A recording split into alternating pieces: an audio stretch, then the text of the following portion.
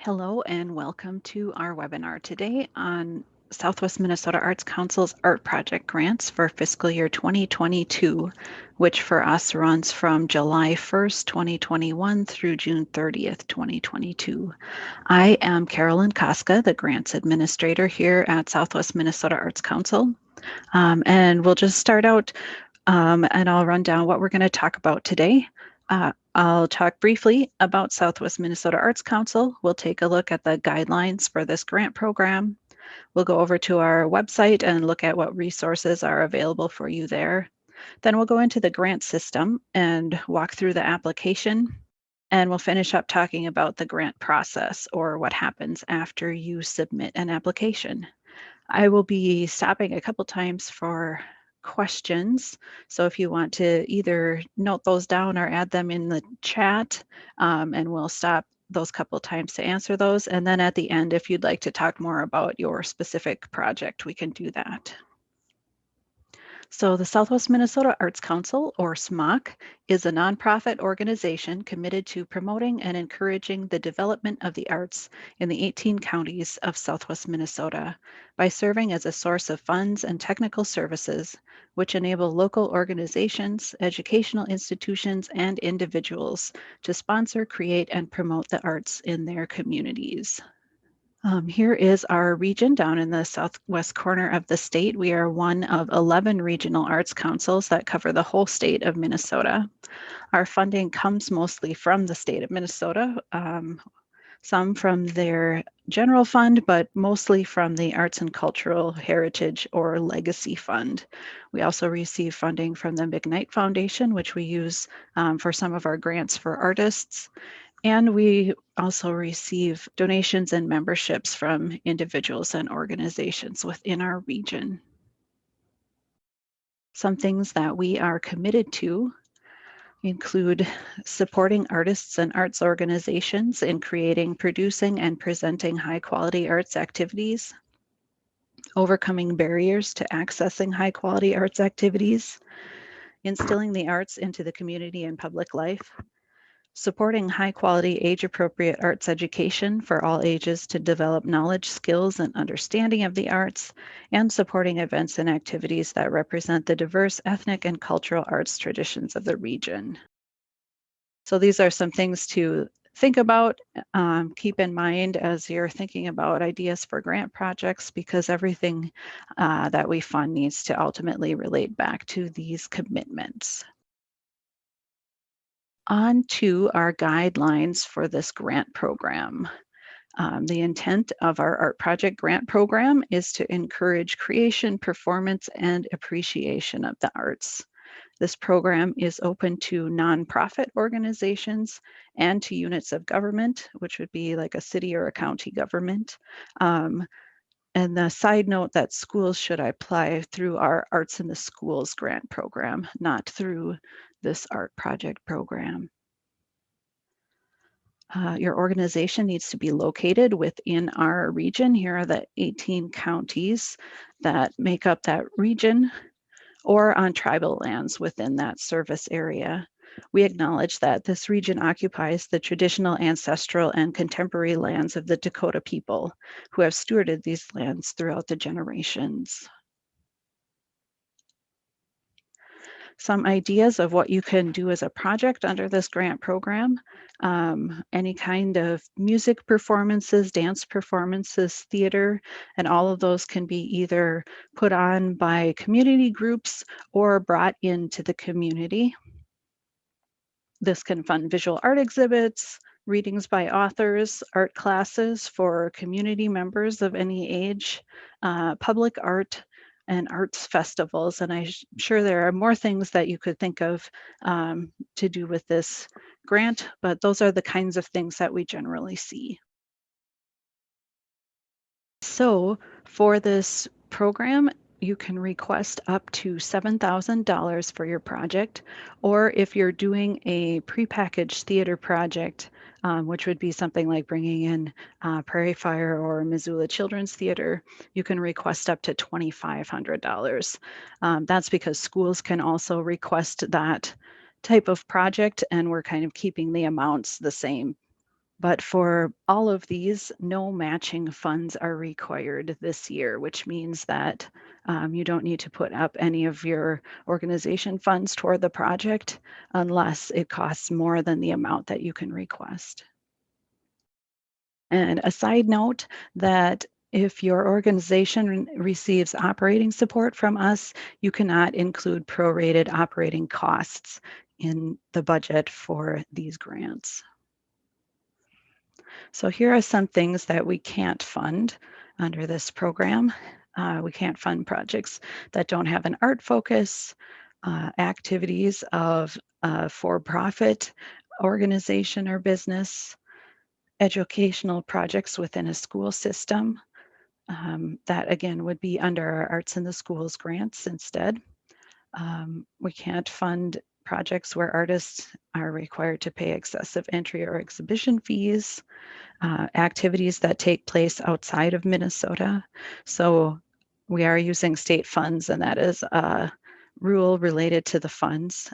If you are, for instance, bringing in an artist to perform in your community, you could not ask for their travel to Minnesota, but you could ask for any of the travel needs that they might have within the state.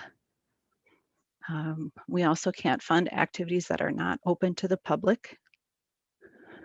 Religious socialization of the participants or audience, fundraising events. In other words, this grant funding should allow your project to break even, not to make a profit. Payments of debts incurred before the grant begins, grant funds being used to match another SMOT grant, and applicants with past due final reports. So these are some of the things that we can't fund that are related to the eligibility, but it's a good idea to check those guidelines for yourself just to make sure you're on the right track. There are guidelines for this specific program, art projects, and then we also have some general grant guidelines that apply to all of our grant programs. And we'll take a look at where you can find those in a minute. You'll need to choose a start and end date for your project. We consider your start date to be as soon as you start doing really anything towards your project. If you're having auditions or rehearsals, if you're ordering supplies, if you start having to make some payments on contracts, or starting any advertising. So with that in mind, your start date should not be the date of your first activity or event. That wouldn't give you time to do all the preparations needed. So you can't spend any funds before that project start date. If there's something that just really has to happen earlier than your start date, if you have to put down a deposit on a contract, for instance, then you can't include that amount in your project budget. That would be kind of paid for totally separately from the grant. And another reminder, no advertising before your start date. You'll also need your project end date, and all projects that are awarded this year, fiscal year 22, need to be finished up by June 30th, 2023. So here are the deadlines that we have for this year. We've got 3 deadlines. The first one is coming up on August 18th, and the earliest project start date you could have for that is October 1st. Then the next deadline is December 8th for projects starting February 1st or later. And then round 3 deadline, March 23rd for projects starting May 1st or later. So you have to kind of be thinking ahead to figure out which deadline matches up best with what you want to be doing for your project. Also note that applications need to be submitted by 4:30 p.m. on that deadline. The system will not allow you to submit after that time. You'll need to have two people that are connected to your project. First, the project director, and this will be whomever is really running the whole project. A lot of times they end up writing the grant also because they are so familiar with what it needs to happen with the project. And then you'll need an authorizing official, and that would be someone like a president or treasurer or someone else from your organization that has authorizing power. And these two roles cannot be the same person. You need to have a separate person for the project director and the authorizing official. And both of them will need to sign your application, contract, and final report. If your organization does not have 501c3 nonprofit status or is not an official unit of government, you need to find an organization that is one of those things to act as a fiscal sponsor for you. You'll have to come up with an agreement with that sponsor organization that spells out how that relationship is going to work. And that agreement needs to be included with your application. And someone from that fiscal sponsor organization needs to also sign your application, contract, and final report. And that organization will receive your grant funds, and they are legally responsible for those funds and for the completion of the project. And we will stop now for a minute if there are any questions.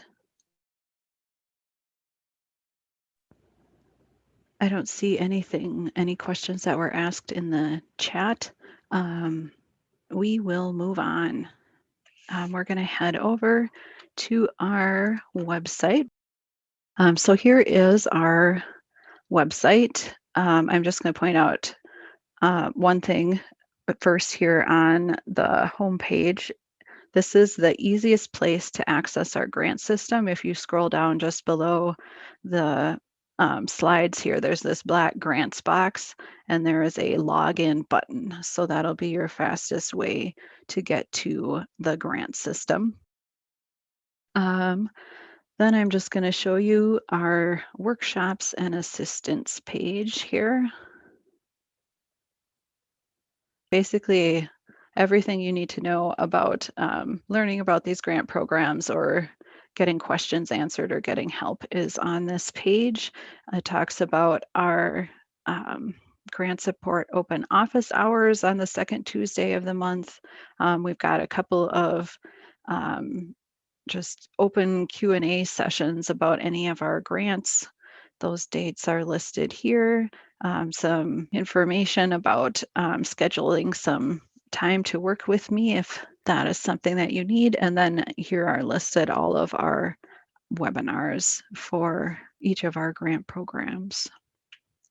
So that can be a useful page for you. We're going to now head over to our page for art projects.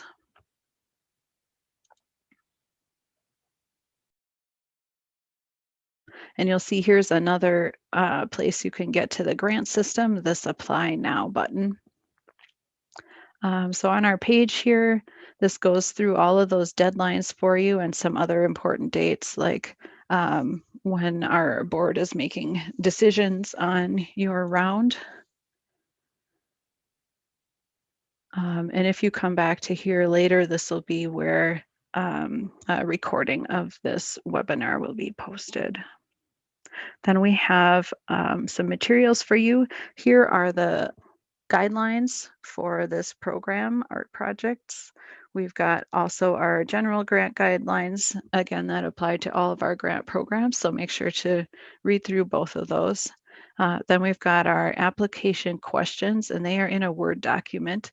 Some people like to work on a draft in that first and then paste their answers into the system later. So if that's something you would like to do, that's there for you. We've got a few different options for the budget form, and we'll take a look at that in the application actually.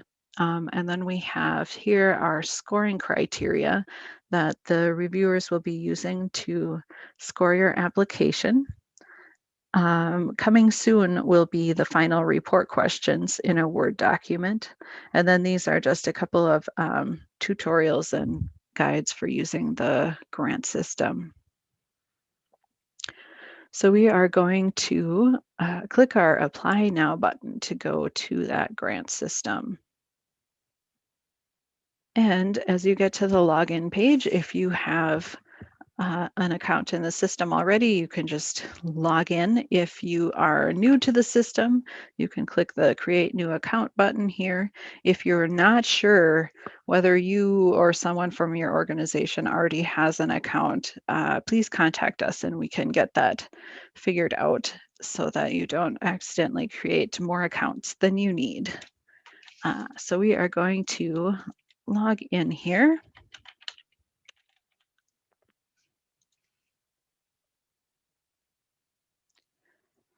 So this is what shows up for you when you're kind of returning to the grant system. You'll come to your dashboard here, but when you are coming in for the first time, you'll be taken straight to this apply page. So we're going to head there. And this just lists all of the grant programs that we have available right now. So there are quite a few there, but here is art projects at the top. If you'd like to just preview the application, just take a look at it without actually starting anything, you can click that preview button there. Otherwise, here's the apply button to start an application. So that's what we're going to do. And a couple things to point out, some handy buttons at the top of the page.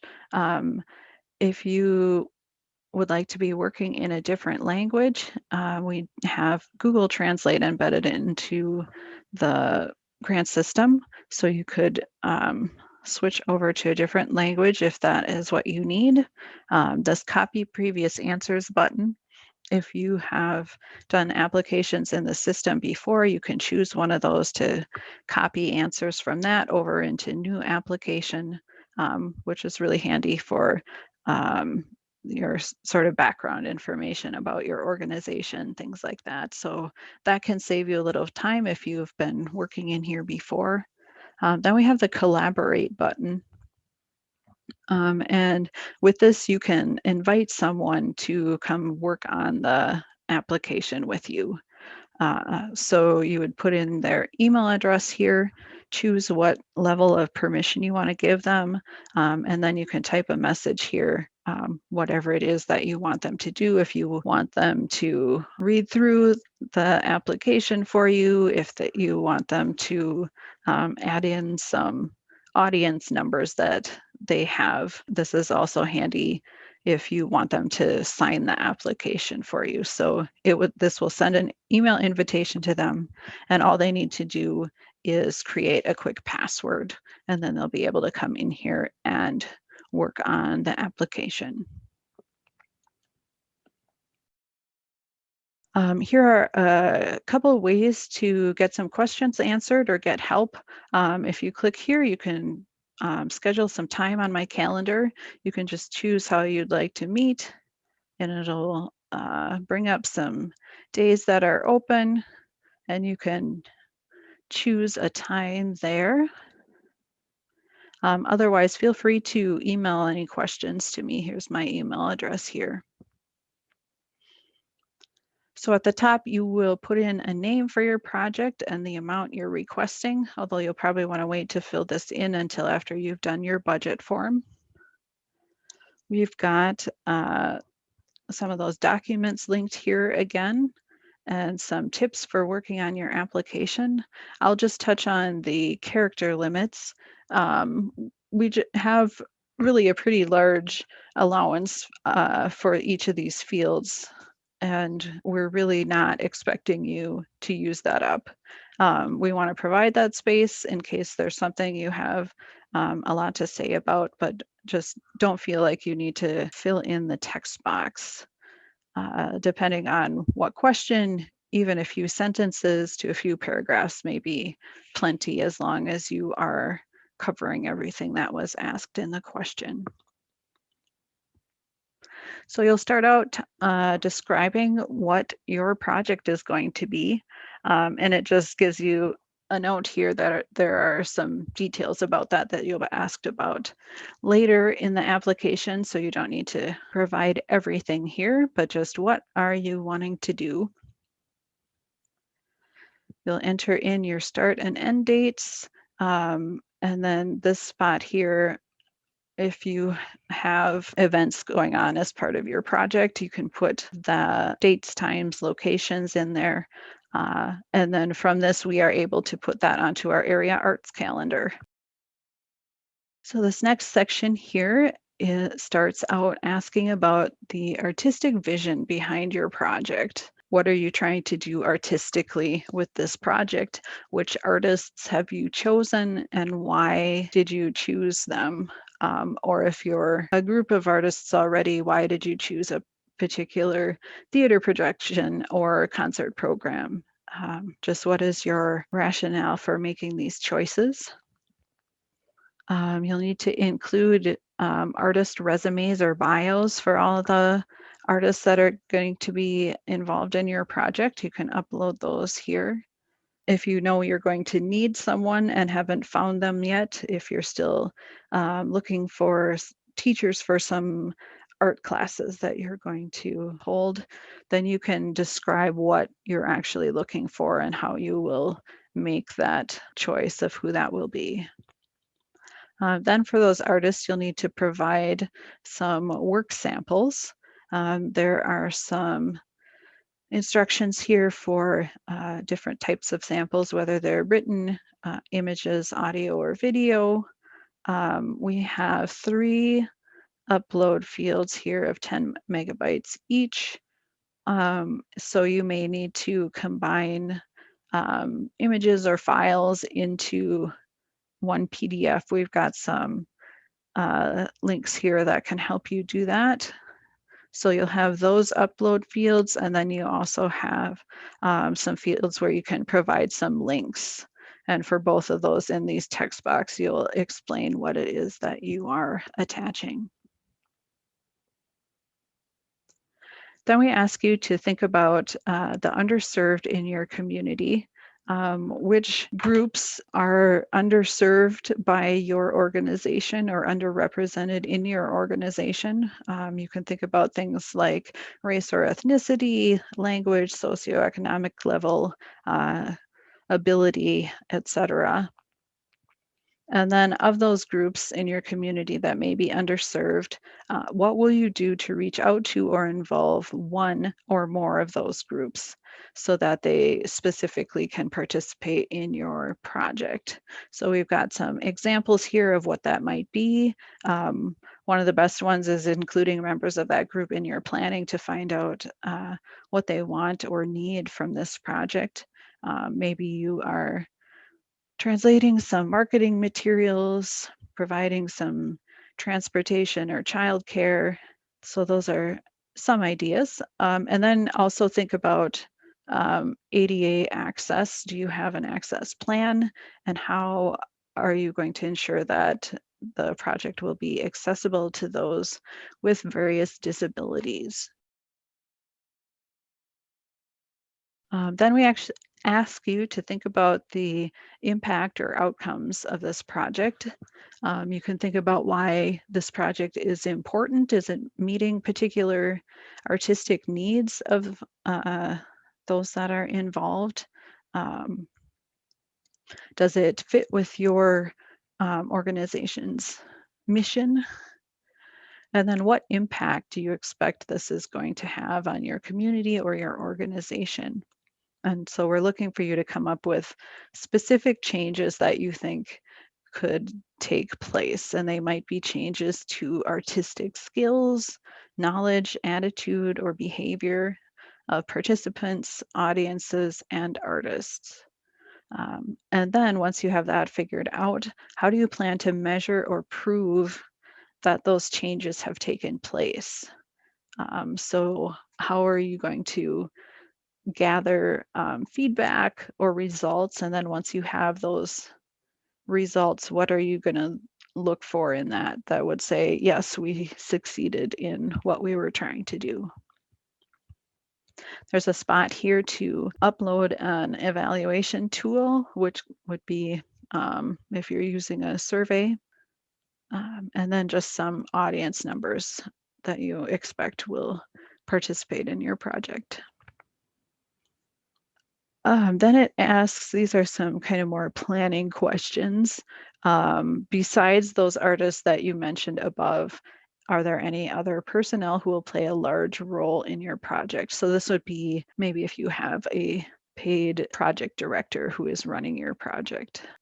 So you talk about what they're responsible for, and you can either upload a resume or provide some information about their experience here. You're asked to talk a little bit about your planning schedule and publicity plan, and then what kind of support are you getting from the community? Are you collaborating with any other organization? Are there significant donors involved in your project? Then we come to our budget section, and you have a few options here on how you would like to do that. We have provided an Excel and PDF budget form here. You can use either of those, or feel free to create your own budget. We're going to take a look at the Excel one for the moment.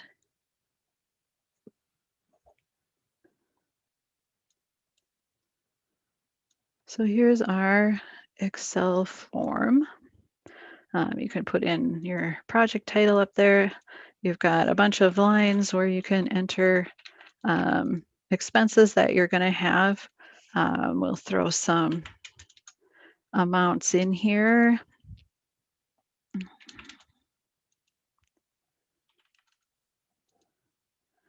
And you'll see it's totaling for you at the bottom, your expenses. Then you've got another section that would be any income or other funding. So if you've got your ticket sales or some business donations there, you can enter them in here. Then this does a little calculating for you in this box right here. It takes your cash cost minus your other funding, your income, and it tells you your request cannot exceed $3,500, which again was that cash cost minus other funding, or the maximum request amount for this grant program, whichever is less.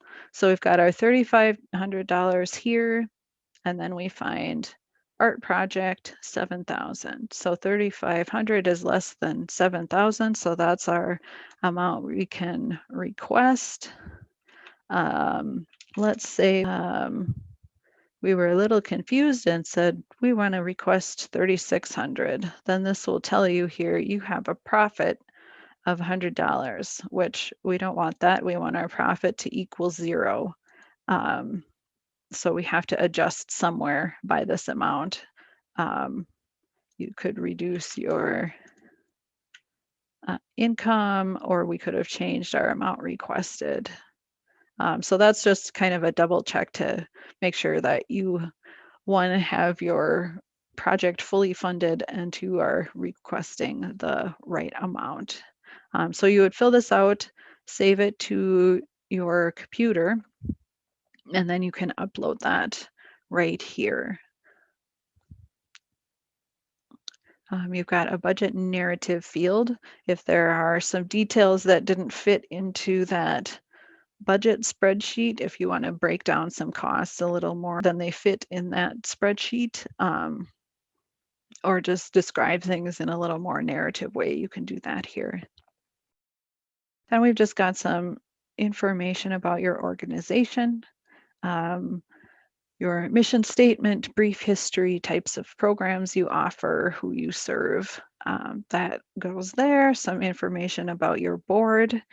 How were your board members chosen? How do you make sure they represent the diversity of your community? How often do you meet? And then also we need the names and roles and qualifications of your board members. So you can either add those also into this text field or upload a separate document here. This next section is a bunch of data collection, and this does not have any bearing on your application, just some things that we need to request in order to pass on some data to the state. So here you would put in your most recently completed fiscal year. Then you would choose your organization type, and there's a slightly different question that appears depending on what you choose. So if you are an arts organization, you're asked to enter your total expenses for that most recently completed year. If you are a non-arts organization, you're asked to provide your estimated annual expenses for the arts for that year. Then some demographics about your organization and your audience. These audience numbers are different from the ones above. The ones above were specifically for this project. These ones are asking about your annual audience, again, from that most recently completed fiscal year. Then we've got just some contact information. Here's your project director information, authorizing official. We ask you to just mark who the grant writer is in case we have some questions and need to contact you. If you are not one of these people already listed here, you can click that and that will allow you to enter your information. Then this asks if you are using a fiscal sponsor for this project. If you click yes, then the fields to fill in that information show up here. And then here's that fiscal sponsor agreement that you need to attach. And we finish off with some electronic signatures. So this here is a great spot to use that collaborate button to allow somebody just to come in and sign their name. So down at the bottom here, we've got this Save Application button. The application will have been auto-saving while you're working on it, but we've got the actual Save button here, along with a Submit button for when you're ready. So when we click this Save button, it will give you a list of what questions you still need to answer. And since we haven't done anything, they're all here, but that just helps you kind of track your progress and see if you're missing something. So if you wanted to go back and keep working, you'd click continue here, but we're going to head back to our dashboard. So here now is this art project application that we just started.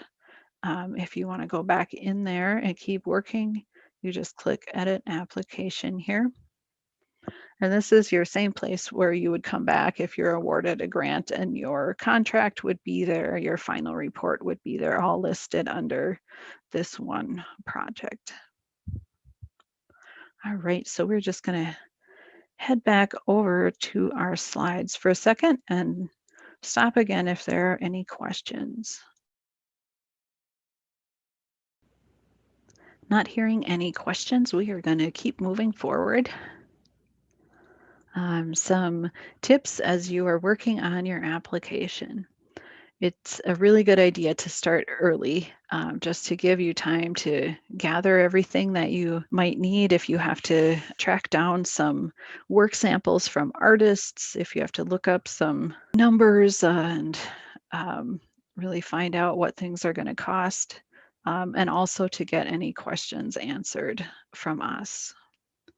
So definitely give yourself plenty of time. Make sure to read over those guidelines that we talked about, just to make sure you're on the right track. And then you saw in the application that most of the questions had multiple parts to them. So just be careful to make sure that you are covering all of those parts of the question. That's an easy thing to miss, so something to check for there. Again, we talked about no need to try and pad out your answers to take up some more space, as long as you're covering everything in those questions, those little sub-questions. You should be good to go. No need to worry about needing to write in some sort of grant language. You can just write in an everyday style as if you're just telling somebody about what you're planning to do.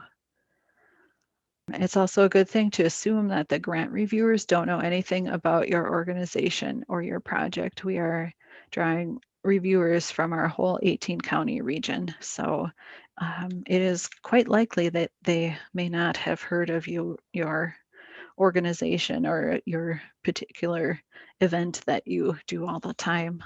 Um, Also, watch out for acronyms. Make sure that you explain those somewhere if you're going to be using them.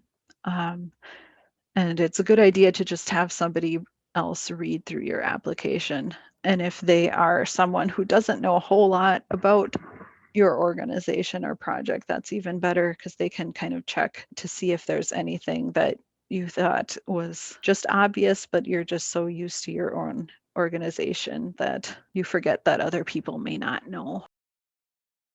Again, several ways that you can get some assistance with your application.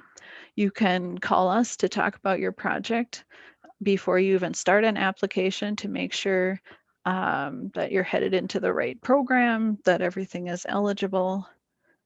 You can contact us anytime with questions as you're actually working on your application.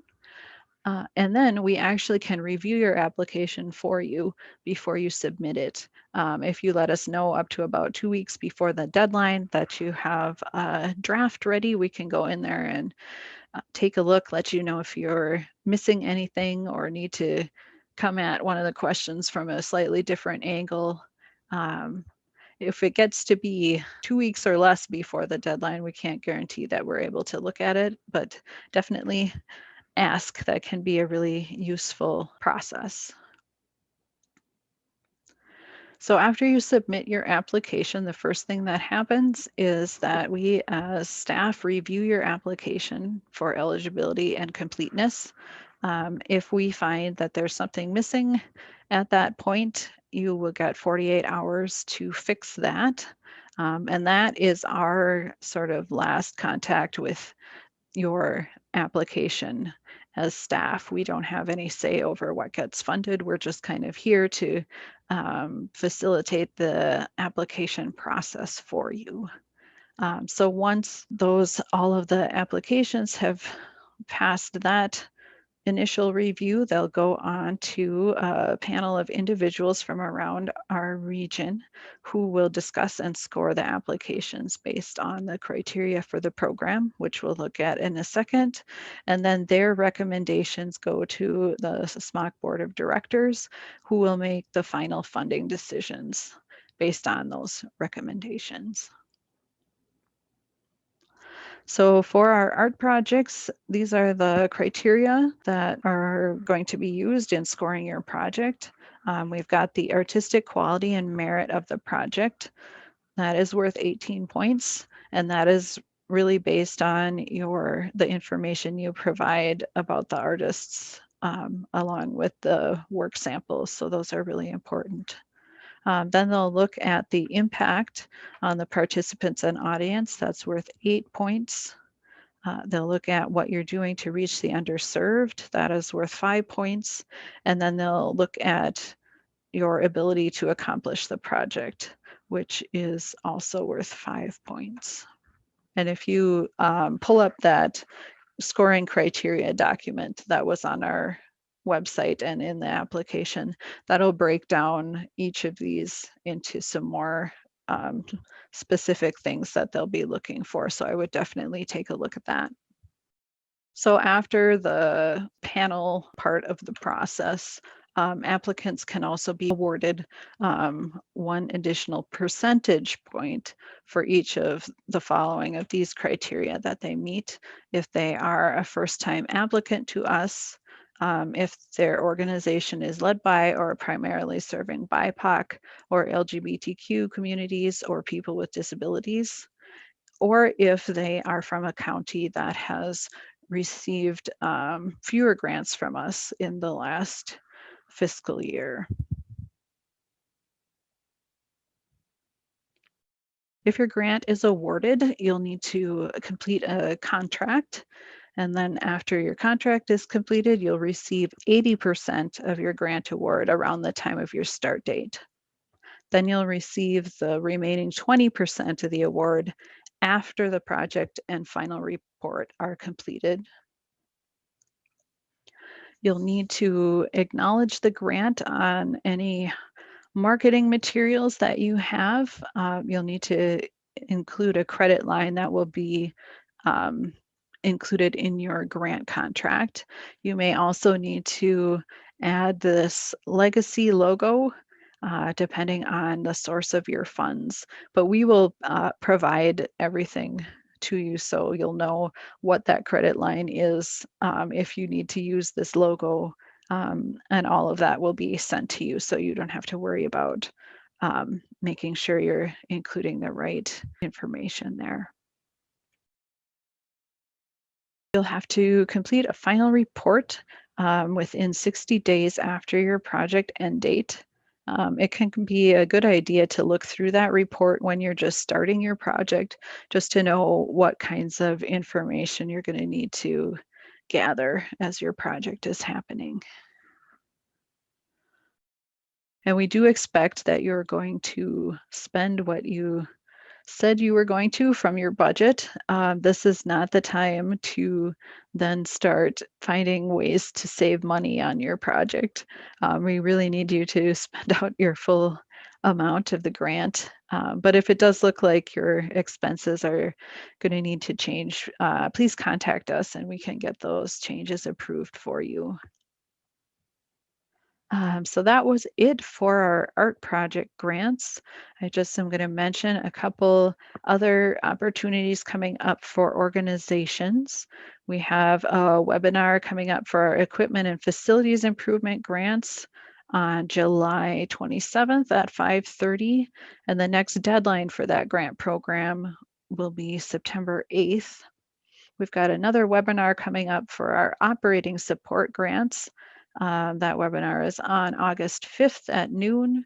The next deadline date to be aware of for that is the pre-application deadline on September 15th.